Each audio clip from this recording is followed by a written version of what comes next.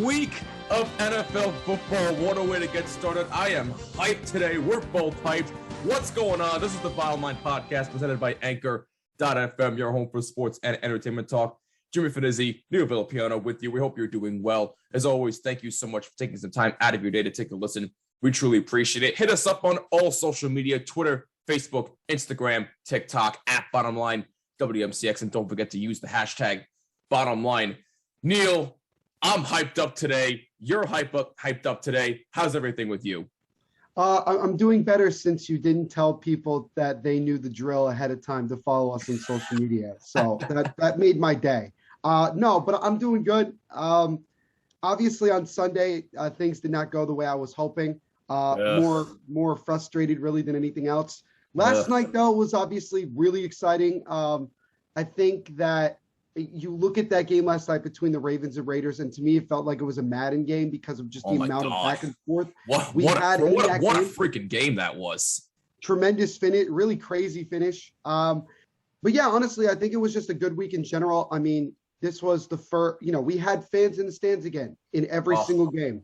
And I think that was the best thing. I mean, I had the chance to go to MetLife to see the Giants play the Broncos, and it was a full crowd. I mean, there were a lot of Giants fans. There was also a lot of Broncos fans. And it made sense that there were a lot of Broncos fans because I'm sure a lot of fans were like, this is the first time we get to go back and have fans. Let's make it a trip, everything like that. Now, obviously, COVID is still a very big thing going on in this world. But it's just great to see that we are allowed to be back in the building and to have that, that crowd noise and just have the crowd around the players. It's tremendous. And I'm really happy that that's the case.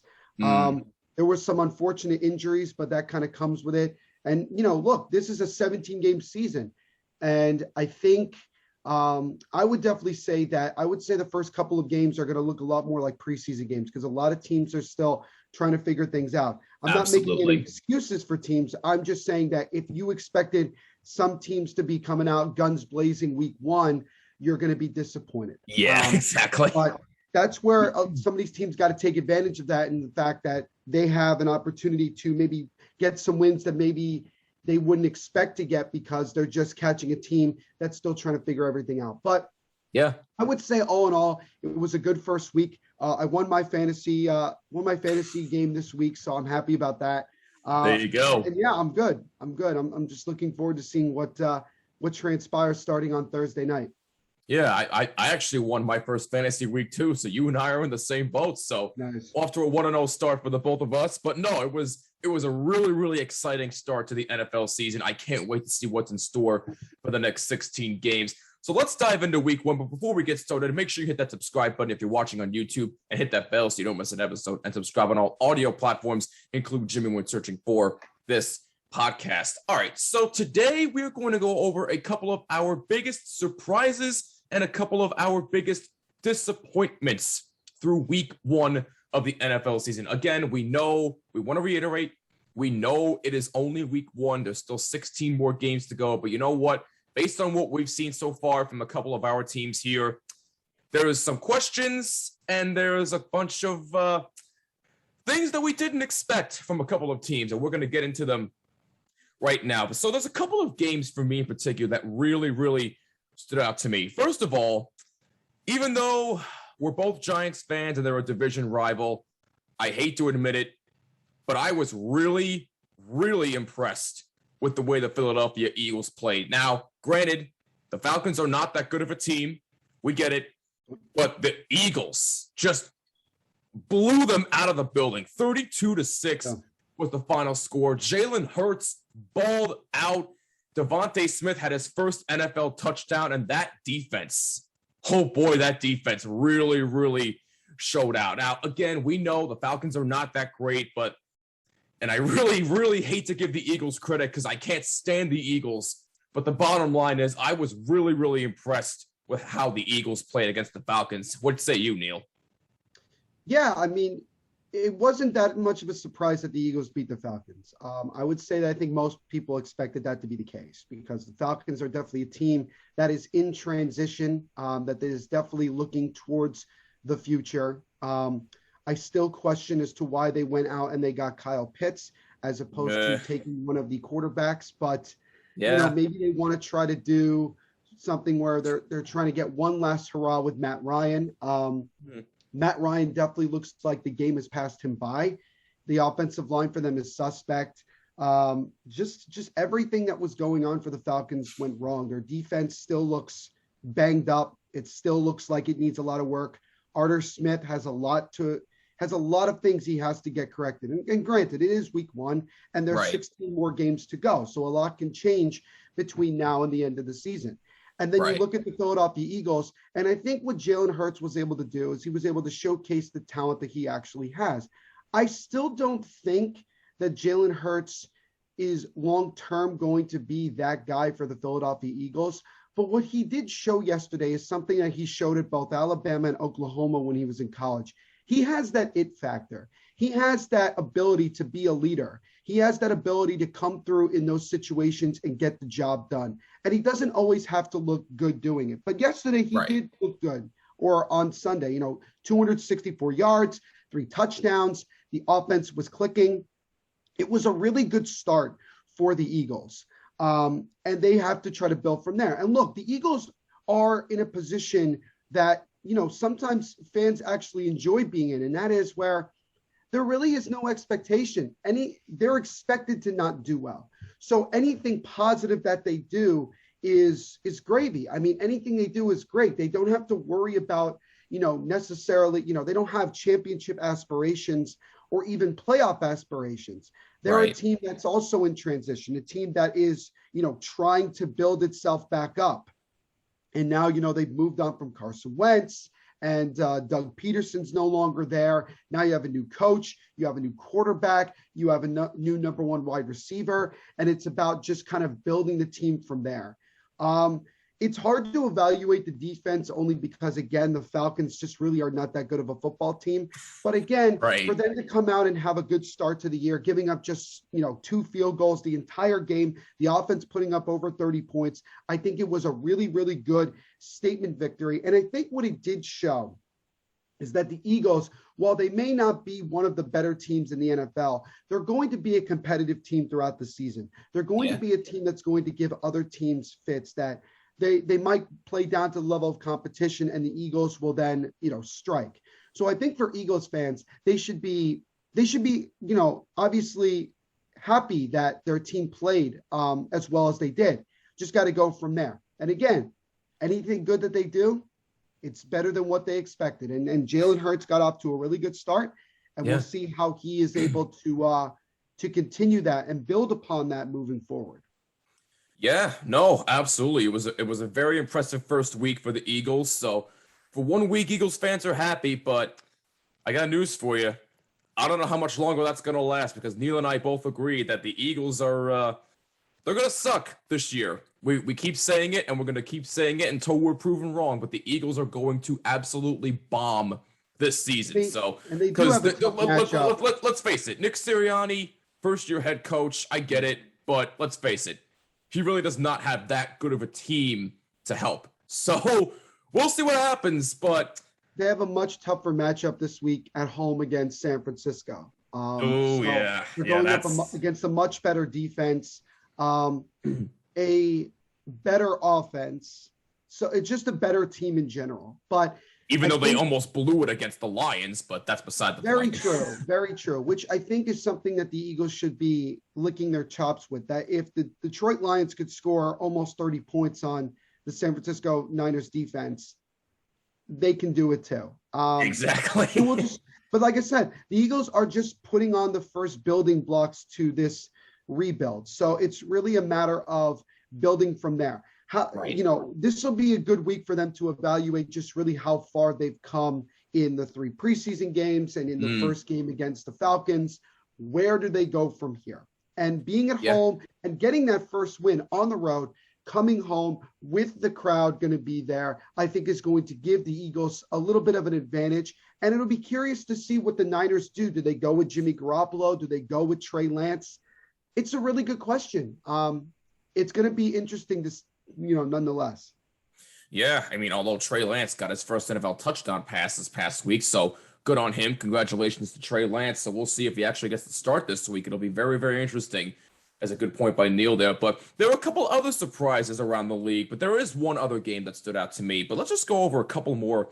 I don't want to say like huge surprises, but very interesting results nonetheless. First of all, the Pittsburgh Steelers going into Buffalo and beating the Bills from not scoring a single point in the first half to all of a sudden their defense showing out, Ben Roethlisberger making a couple of key throws, and the Steelers get a very impressive Week 1 win, 23-16 over the Buffalo Bills, who some people are projecting to go to the Super Bowl this year. That was a very impressive statement, Week 1 win by the Pittsburgh Steelers. I was very surprised there.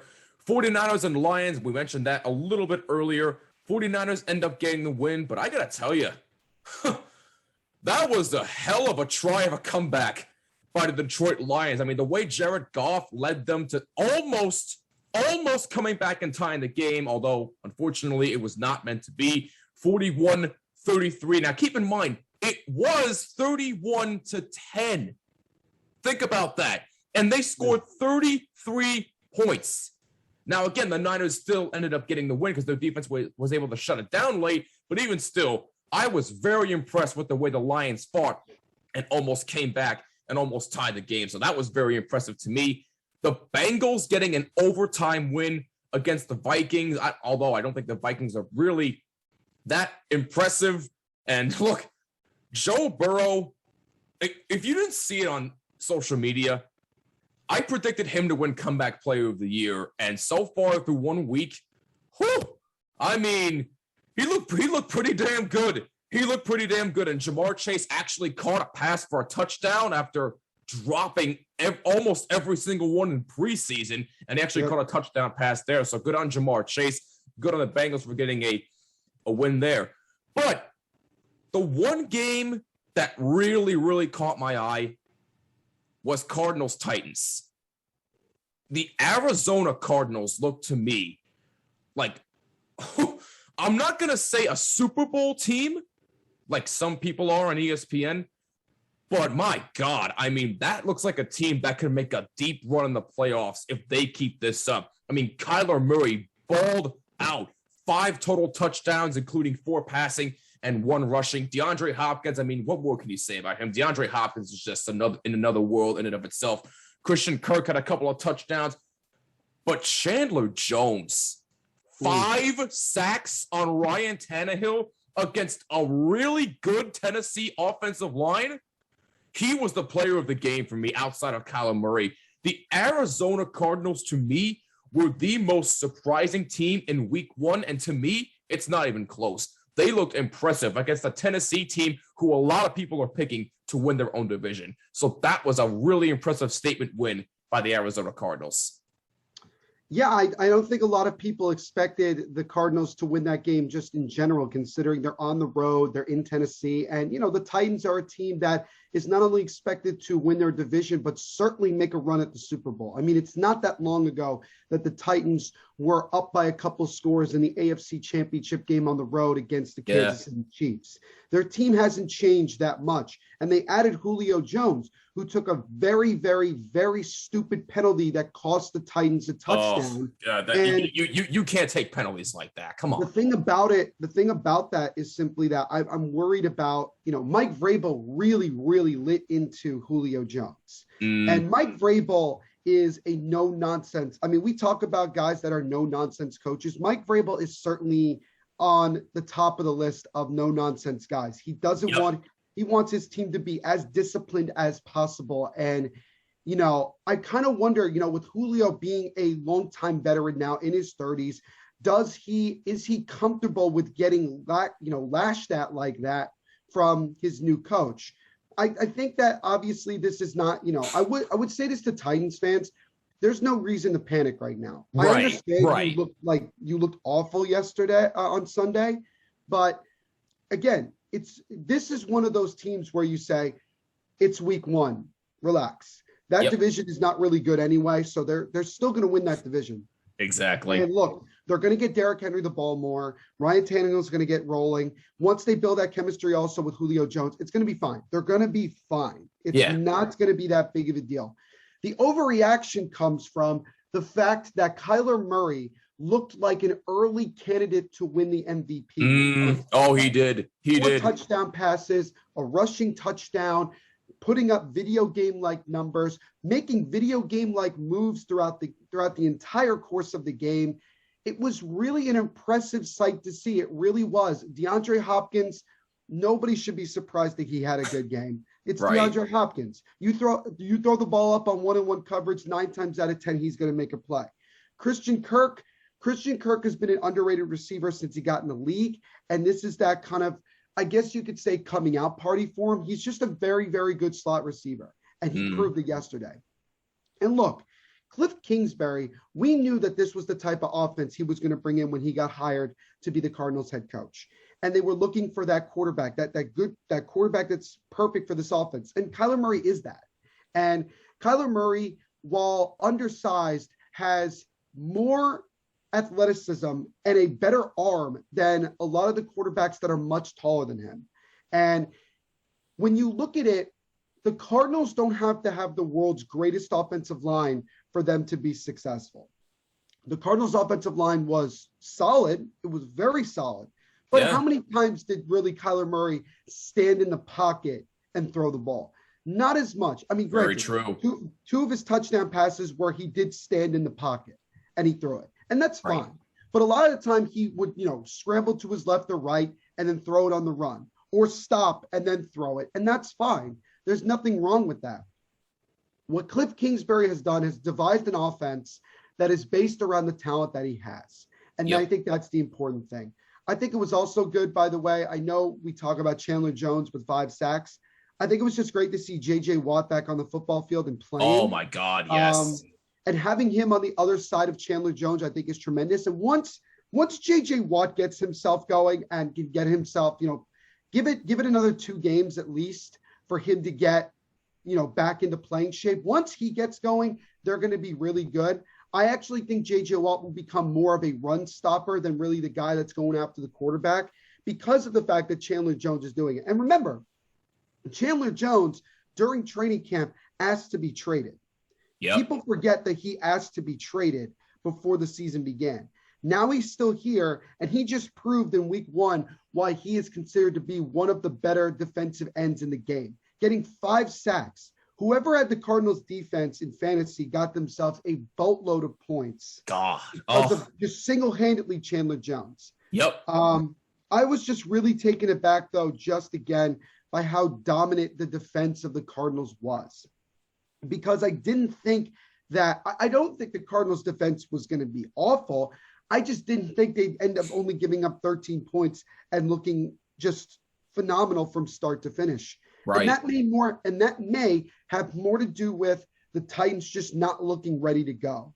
That may be the case. But the Cardinals have an easy matchup at home against Kirk Cousins and the Minnesota Vikings this week. Offensively, the Cardinals should be able to put up 40 points. They should be licking their chops knowing that they're going to go out and have another field day. Usually that's not the case considering how things usually work, but I wouldn't be surprised. But yeah, Kyler Murray was really, really impressive. And if he's going to play like this throughout the season, the Cardinals are going to win the NFC West, and Kyler Murray is certainly going to win the MVP. I'm very, very impressed with what he did in week 1. And he certainly carried my fantasy team. And so did DeAndre Hopkins. So I'm pretty happy as well. So if the Cardinals are going to be this good, I think my fantasy team is going to be just fine.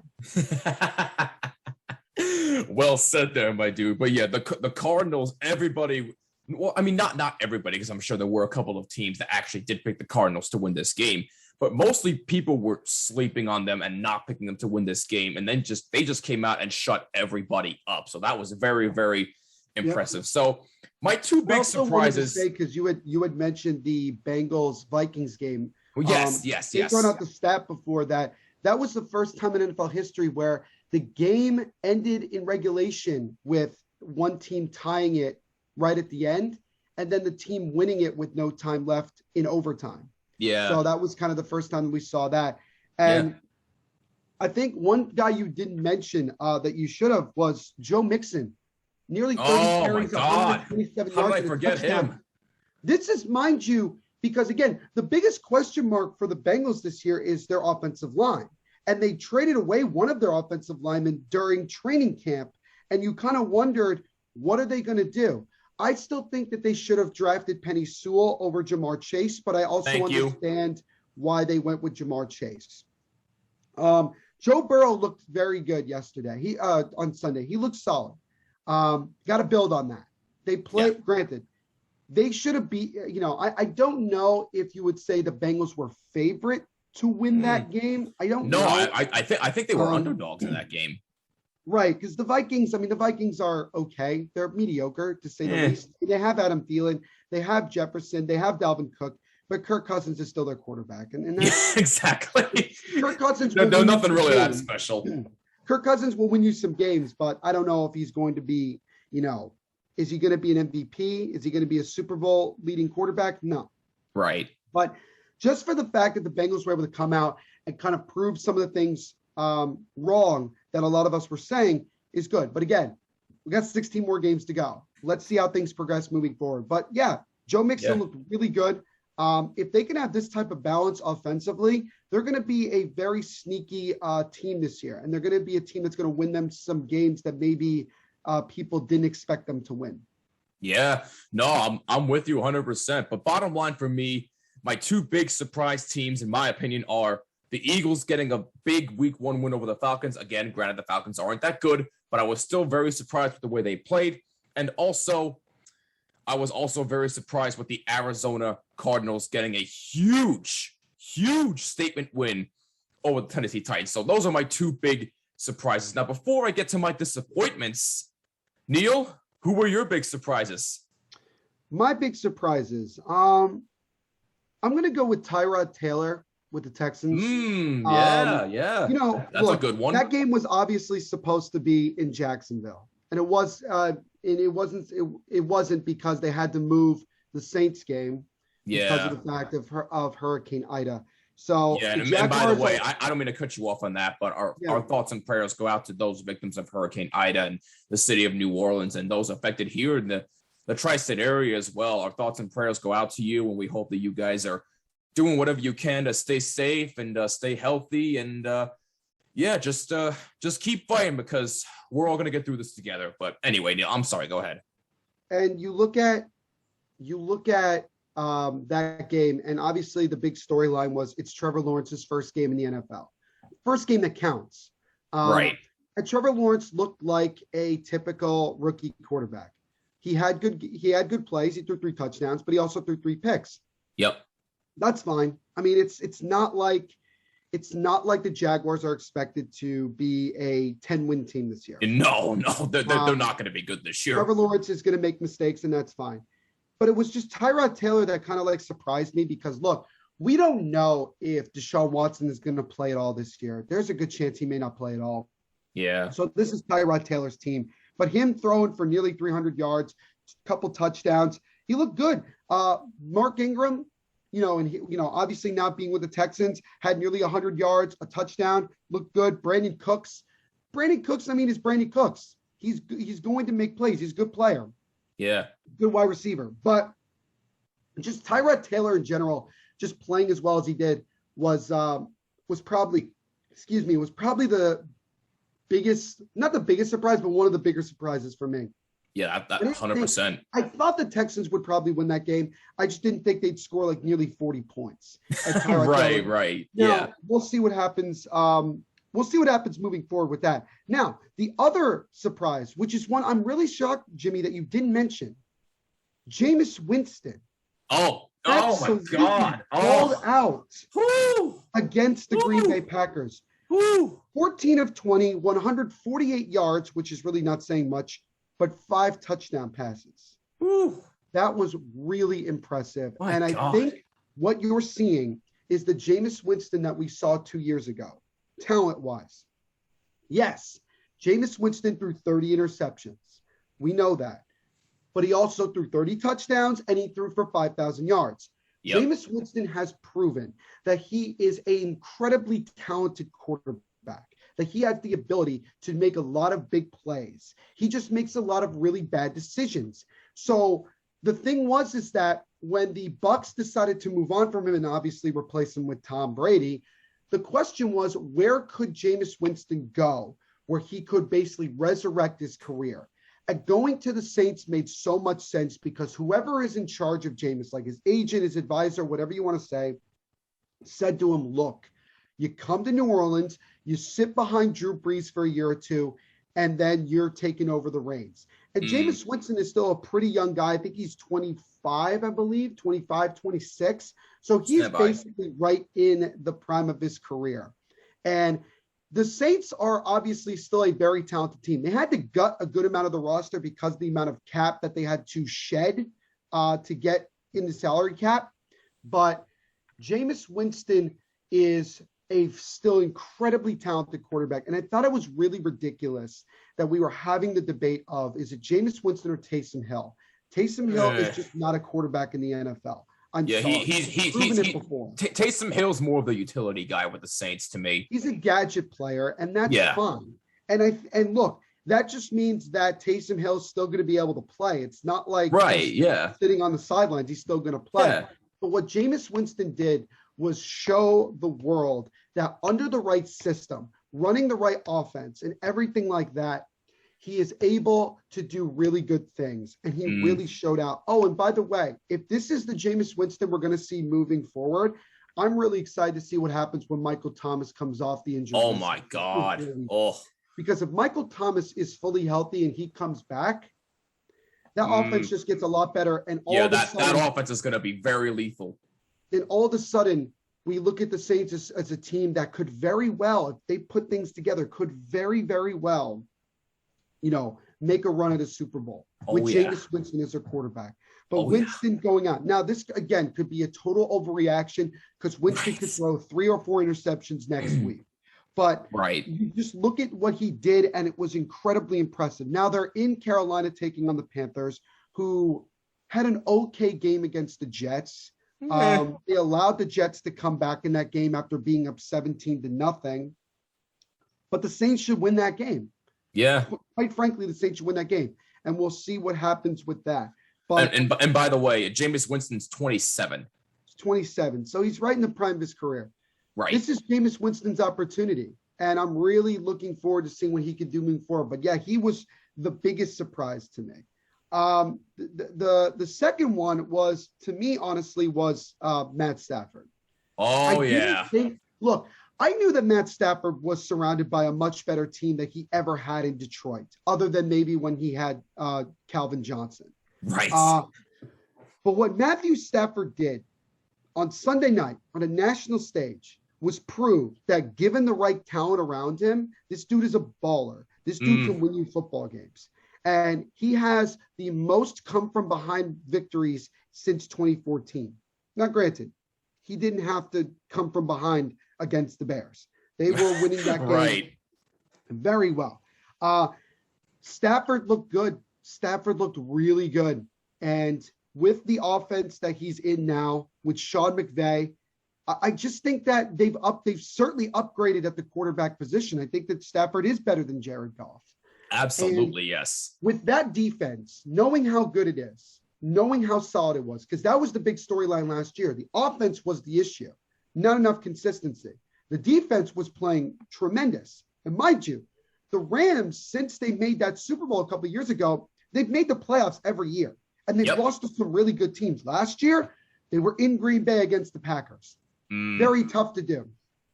But if this is the Matthew Stafford we're getting, this is an offense that's going to be top 5 in the league with a defense that's going to be top 10, even possibly top 5 in the league. You're looking at a Rams team that could very well make a run at a Super Bowl as well. And again, all these are like overreactions because it's just week 1, but I really liked what I saw from Matt Stafford. I'm really liking what I saw. And I'm happy for him that he's finally on a good team where he doesn't have to necessarily be the main guy. He probably still will because he's the quarterback, and obviously they wanted to upgrade the quarterback position, but he doesn't have to do it all himself. And that's the big thing. I don't mean to cut you off. I'm sorry, but if he keeps this up, he could be in the potential running for MVP conversation. That is very true. And, obviously losing your starting running back in Cam Akers before the season began was frustrating, but Henderson did very well, 70 yards, a touchdown. If they can run the football a little bit more, get some more, balance it out a little bit more, they're going to be good. But the bottom line for that is simply that both Jameis Winston and Matthew Stafford, to me, were the most impressive in week one. Tyrod Taylor, like I mentioned before, was really, really good. And yeah, those were the big positive surprises for me that stood out in week one.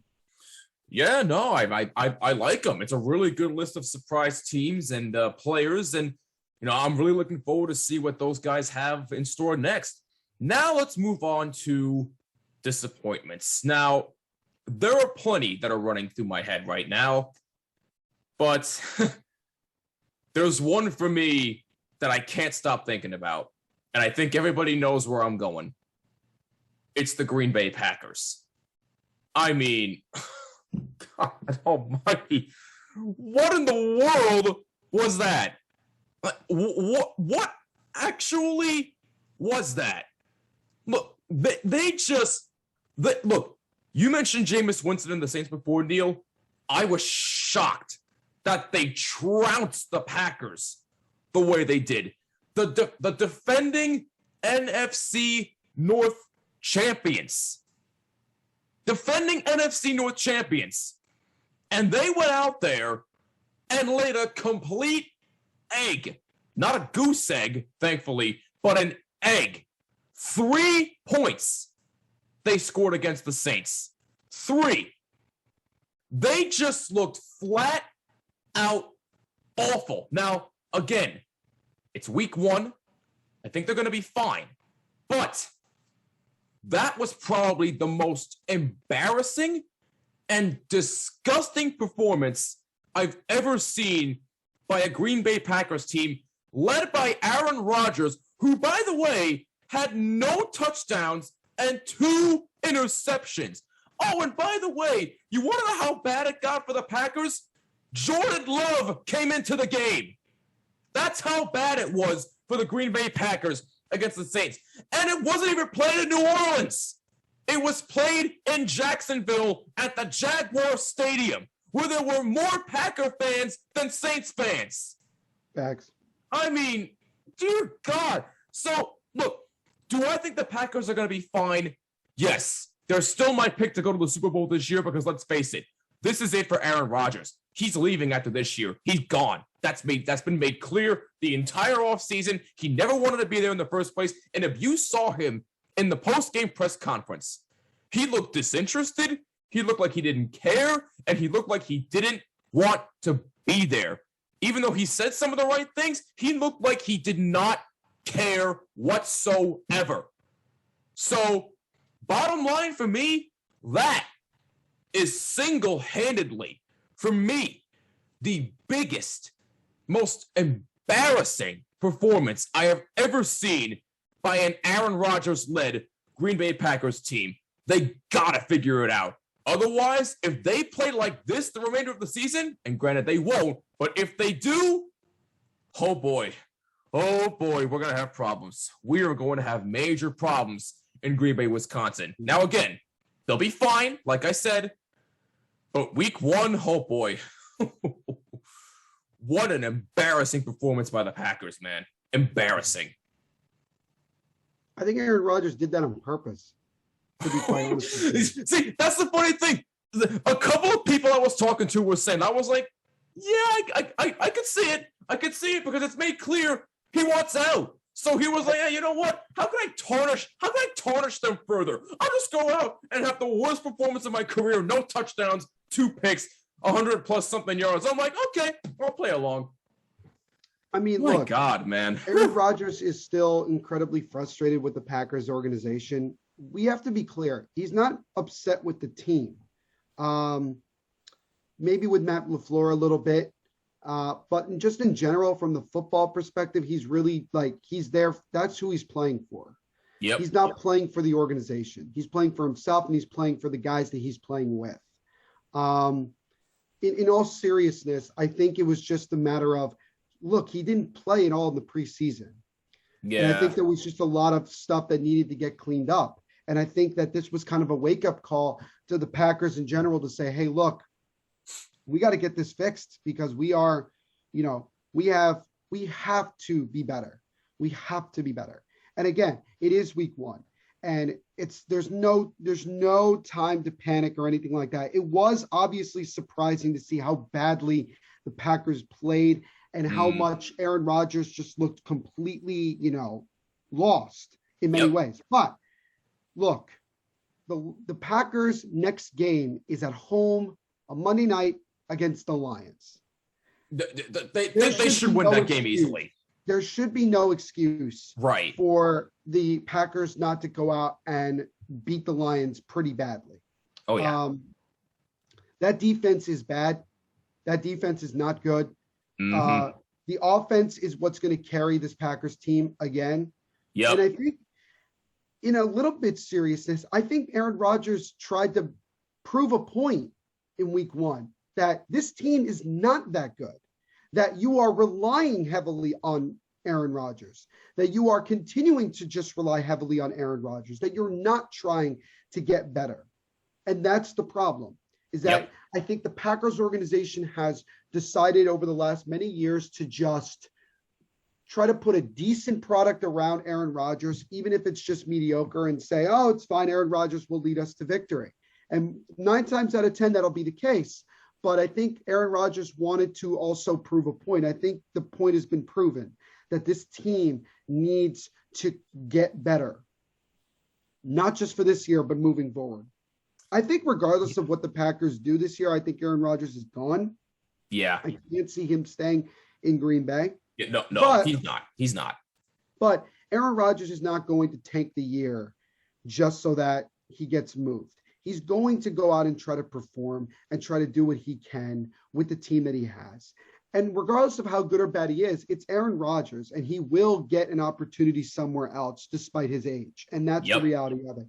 But if you're the Packers, there's no reason to panic right now. You just got to regroup, and you got to go into week 2 at home against the Lions, and you really should just try to blow them out. You really should just try to make a statement that, like, last week was a fluke and Aaron Rodgers is fine and everything's okay, and you got to go from there. But yeah, I would say it was pretty disappointing. Not the most disappointing in my opinion, but certainly a pretty disappointing performance. Yeah, that's where I was going to lead. Who's your biggest disappointment? It's Daniel Jones. I mean, that's no surprise there. I mean, that was one of them. That was one of them that was going through my head because, in all honest to God seriousness, I've seen enough. I've officially seen enough. Like, look, because it's been a constant. This has been a constant pattern through. Well, let's face it, his entire 3 years with the Giants. He'll play decently. He threw for 260 plus yards. I think he had like 2 touchdowns and a rushing touchdown. But let's face it, the fumbles are killing him. The fumbles are killing him. He's got butterfingers. He cannot hold on to the football to save his life. And it's driving everybody, including Neil and myself, absolutely crazy. And Neil, I know you were at the Giants game, which was good on you. That was awesome. And those seats look incredible, by the way. But that's beside the point. But look, I'm with you. That was one of them that was running through my head. The Packers, to me, were more disappointing in week 1. But that man, look, we talked about it all offseason. If he cannot get it together, he's out. And so is Gettleman. Because Gettleman's entire career was based on who he drafted number 6 overall in the draft. And that is the quarterback. And if he can't keep it up, I don't want him as my quarterback anymore. I've seen enough. I'm done. I really want him to succeed, but I'm sorry. It's not as a starter. It's not as a starter. It's a backup job. I'm sorry. I'm just so done. I'm so frustrated. Go ahead. I just had to go on that little tirade. I'm sorry. Daniel Jones is not even worth a rant to me. And for me to start yelling and screaming like you just did. because he's just proven time and time again that he is an incompetent quarterback. I'm not surprised. I know this sounds hilarious because I just said like disappointment. I'm not surprised though. I don't think anybody should be. Yeah. The Giants were favored to win that game. Yeah, but like what, 3.5 points? The Broncos are not a terrible team. No. By any means. But their defense is good. And Bradley Chubb wasn't even playing. That was the thing. Bradley Chubb wasn't even playing. Yeah. You were hoping that with Saquon being back, Golladay being there, Kadarius Toney being there, everybody literally except Evan Ingram was healthy. Yes. Or healthy-ish. Well, I will say this, though. Sterling Shepard looked pretty damn good. Yeah, Sterling Shepard's been in trade talks for the last year now, and I think he's trying to prove his worth, not only with the Giants, but just his worth in general. Yeah, no, that's true. I do want to say this. I get why people would get mad at Jason Garrett for play calling. I get it. Oh my God. Oh, this is the most boring. His play calling's horrendous. This is the most boring offense in the National Football League. Thank you. There is no, imagination. There's no creativity, and they don't try anything. That deep pass that Daniel Jones threw to Darius Slayton in the first quarter that was caught was the longest play the Giants ran the entire game. They never went back to that play. They never tried to go back to that play. And it's a damning thing on Jason Garrett. Jason Garrett just does not look good. And nope. I will be the first one to say that 2 years ago when the Giants hired him, that I was one of the big proponents of bringing him in because I believed that considering what he did as an offensive coordinator originally with Dallas, and even what he did when he was the head coach of Dallas, I believe that he could come in and help Daniel Jones to become better.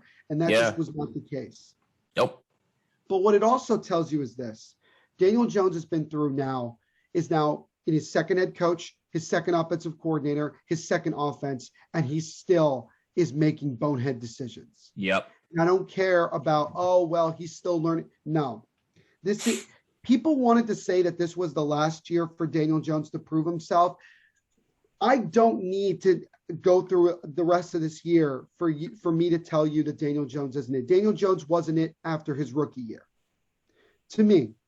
And I know that most people thought I was crazy, including Jimmy. And I did give Jimmy a lot of crap. Yes, at first. I gave Jimmy a lot of crap for being a Daniel Jones apologist for a very long time, including last year. But the facts are on the ground. Daniel Jones cost the Giants 5 wins last year. At least 5 wins with dumb decisions that he made. The Giants should have won the NFC East walking away. They should have won that easily. And they didn't because Daniel Jones made bad decisions. You know what was the most hilarious thing when you look at the Giants game? The biggest question mark going into it was how was the offensive line going to be? Other than maybe like 2 or 3 plays, the offensive line was actually not that bad. Yeah, no, it actually looked decent for a change. Running the football, they were not good. Right. Saquon had no room to run at all. Right.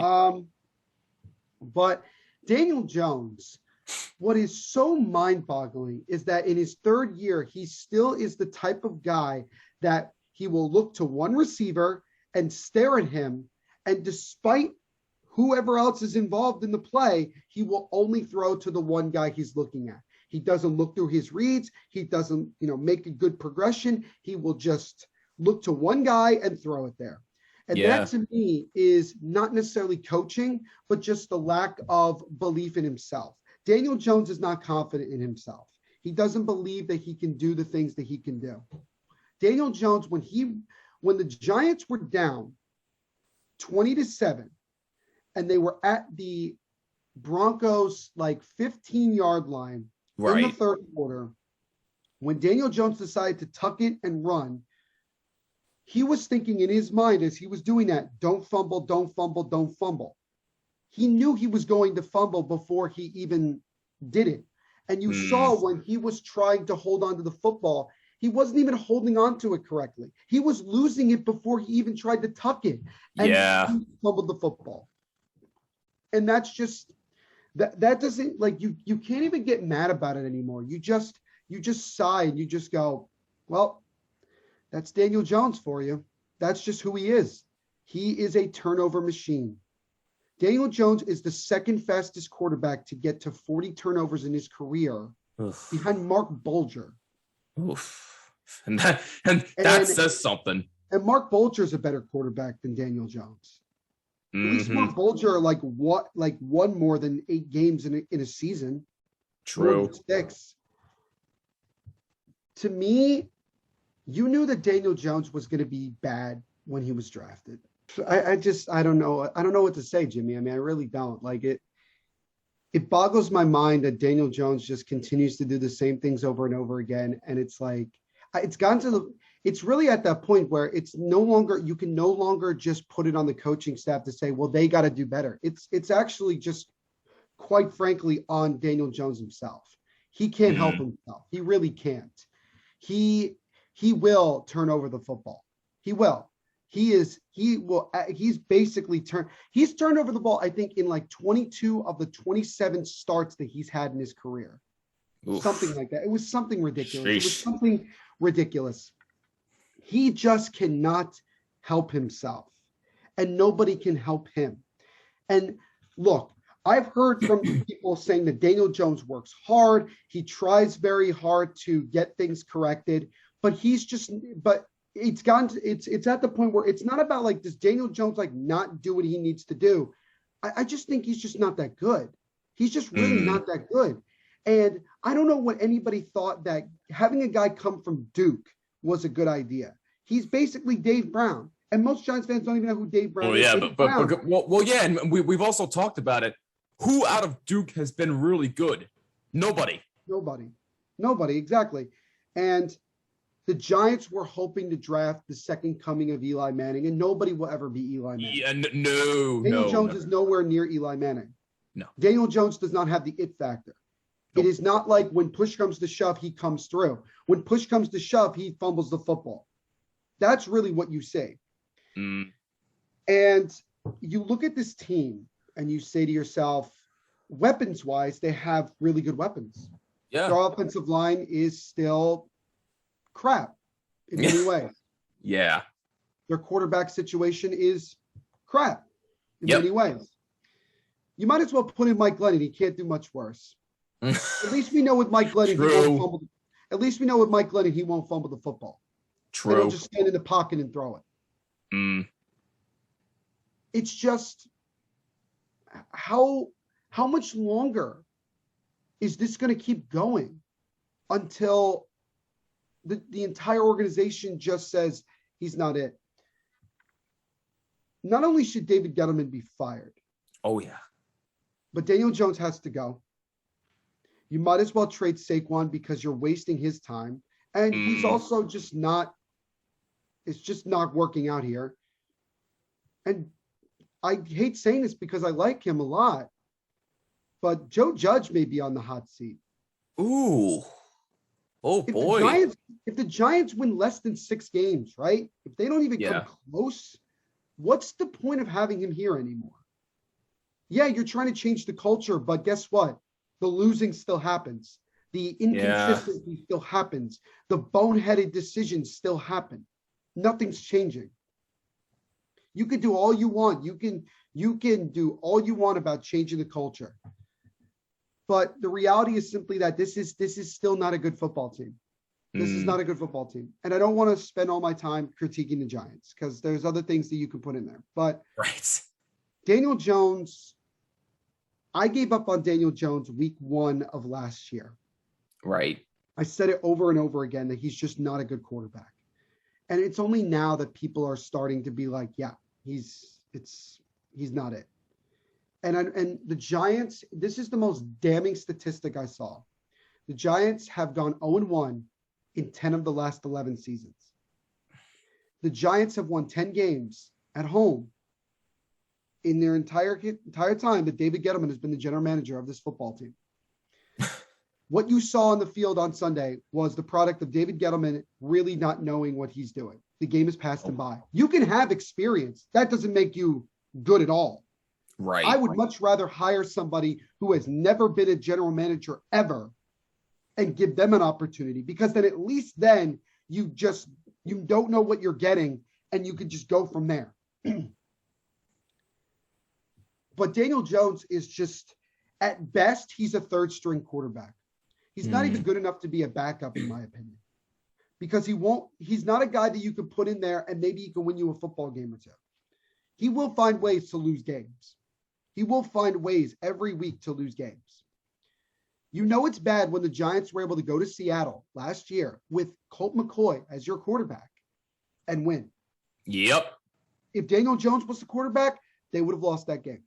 I'm telling you, they would have lost that game. Because the Giants won that game scoring like 26 points. And it wasn't even really their offense doing a whole lot. Colt McCoy didn't shock the world. He just did what he had to do. They simplified the offense and he won him a game. Yeah. And he was able to help them win the game the week before against Cincinnati. But the reality is simply that Daniel Jones is just not a good quarterback. He's just not. And it's disappointing that they continue to put him out there to just continue to see him perform like crap. And this week, literally 2 days from now, they play Washington. They're in Washington with that defense. Oh, and Daniel Jones is going to get sacked several times. He will probably throw an interception. He will probably fumble the football, and the Giants will lose. I don't have any confidence the Giants will win the football game. Yeah, I mean, even though Taylor Heineke's their quarterback, I mean, so that defense is single-handedly going to win them that game. Taylor Heineke can win them games. He nearly beat Tom Brady last year, and then almost came back against Los Angeles this past week. Very true. Very he can true. Win football games. That Daniel Jones is just a bad quarterback. He's just a bad quarterback that will not be fixed, that cannot be fixed, and he will never be fixed. He was never going to be good. He never will be good. This is the reality of it all. You can give him the greatest offensive line in the history of the NFL, and he will still make mistakes because he can't help himself. He can't help it. He will turn over the ball. He will. And the Giants have to, if I was Gettleman, I would already be talking to my scouting department and saying, hey, go scout the quarterbacks that are going to be in next year's draft. The Giants have 2 first-round picks, their own and Chicago's. And both of those picks already look like they're going to be top 5 picks. They both look like top 5 picks. And if I'm John Mara, as much as I know I don't care about winning anymore because it's clearly obvious. Right. You have to fire Gettleman. You have to fire Gettleman, and you have to start over again. Because this isn't even a rebuild. Some people say, oh, this is year 4 of a rebuild. There's never been a rebuild, ladies and gentlemen. They tried to win by also rebuilding when they still had Eli, and that failed. Which is impossible. Then they finally decided, okay, we will get our franchise quarterback, and they got Daniel effing Jones.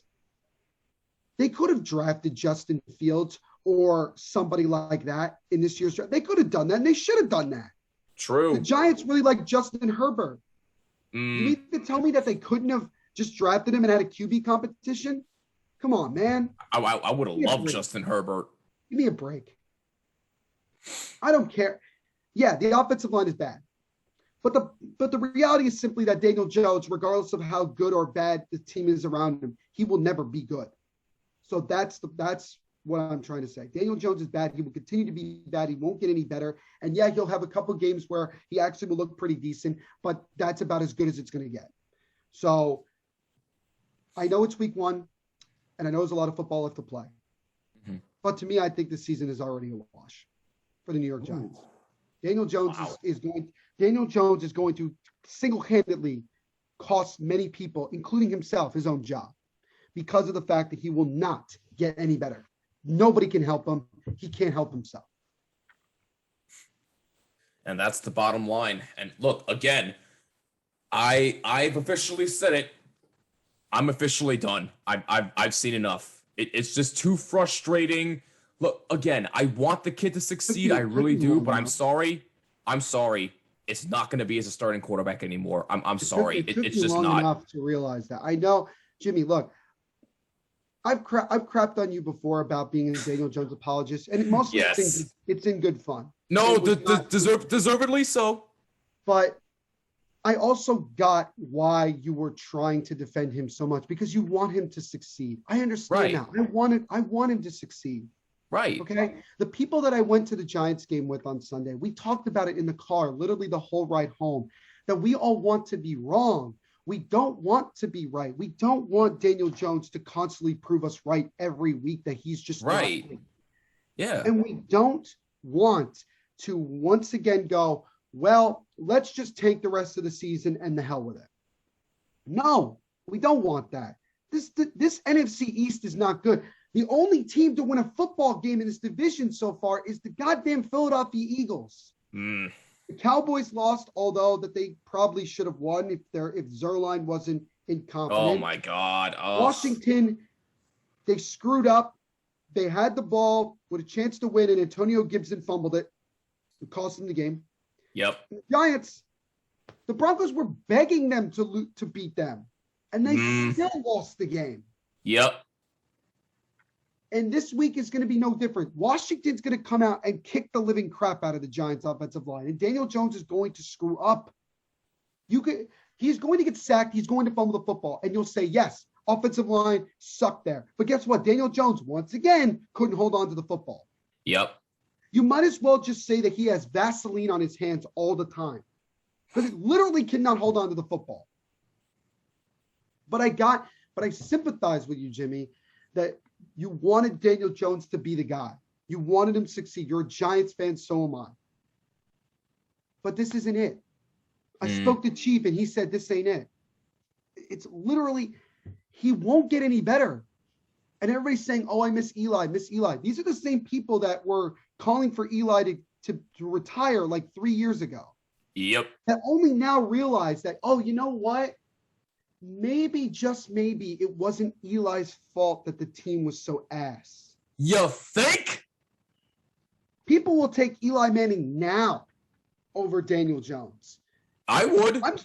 I'm starting to be like, let's put in Mike Glennon and see what the hell happens. Why not? Let's bring in Cam Newton. I could care less. Cam Newton would be one hell of an upgrade, though. I still think Cam Newton should go to Washington if Washington wants him. Makes sense, yeah. They should do it today. I think they should do it today, but they probably won't. I don't know. I don't know why they think Taylor Heineke is going to be the guy. I mean, look, Fitzpatrick's out like 6 weeks. So yeah, six to 8 weeks, they said. 6 to 8 weeks, which sucks because I really wanted to see Fitzpatrick like play. And I love watching Fitzpatrick play football. Yeah. We don't get that. But I really don't even want to watch on Thursday. Like, I'm so glad that hockey's coming back this week. Yes. Like, I'm so glad that you and I have like a game to do on Friday, because I really don't care. Like, I don't care at this point what the Giants do. They took all of the life out of me. I'm just glad the Raiders were able to win last night. There you go. That's all I got. Yeah. And I mean, this is just going to be another year of New York football, including the Jets. And you know what's hilarious? The Jets look like a team that's going in the right direction, and the Giants look like the team that has no idea what they're doing. The Jets didn't look that bad. Not great, No. First-year quarterback, first-year head coach.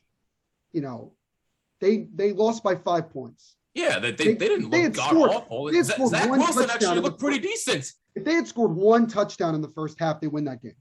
Yeah. So, I mean, and they play the Patriots this week, which they could steal a win. I have no idea. It'll be Mac Jones versus Zach Wilson. That'll be fun. But if it wasn't for a fumble by the Patriots, by the way, the Patriots somehow win that game.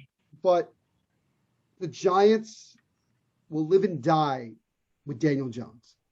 Yep. And he won't get any better. So let's just leave it at that. And that's the bottom line. And we'll wrap it up for this episode of the Bottom Line Podcast. Who do you have as your biggest surprises and disappointments through week 1 of the NFL season? Let us know on all social media, Twitter, Facebook, Instagram, and TikTok at Bottom Line WMCX. use hashtag bottom line. And please do not forget to subscribe on YouTube and all audio platforms and hit that bell on YouTube so you do not miss an episode. Include Jimmy when searching for this podcast. Coming up in the next episode, I cannot believe that we have to talk about this team again and trash them again. But we're doing it anyway, because coming up in the next episode, we will not be alone to discuss this next topic. Mike Scudero, host of the Yappin' Yankees podcast, will be on the show with us to absolutely stab the hearts of the New York Yankees, because by God, they deserve it so much, and I cannot wait to get some things off my chest that I have been holding in for the longest time. And Neil, I know you've probably got plenty to say as well, and Mike especially. No, I don't. You're just gonna let me and Mike rant the whole episode? Because everything that you guys are gonna say is what I was saying like 2 years ago. So like, there's nothing that I can add. So you're just gonna let me and Mike go at it the whole episode. I see how it is, but no, I just won't be there.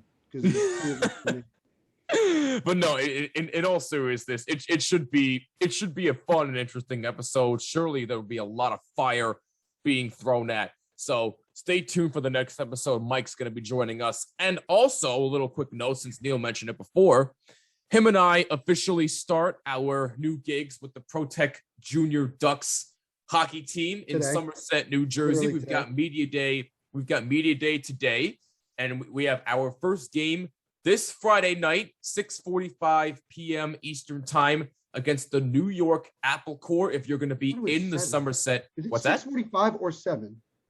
6:45. Well, 6:45 is when pregame ceremony starts, so they're going to be starting late as usual. But what do you mean as usual? We haven't even started yet. We don't know. Well, you know how opening night ceremonies go. Come on.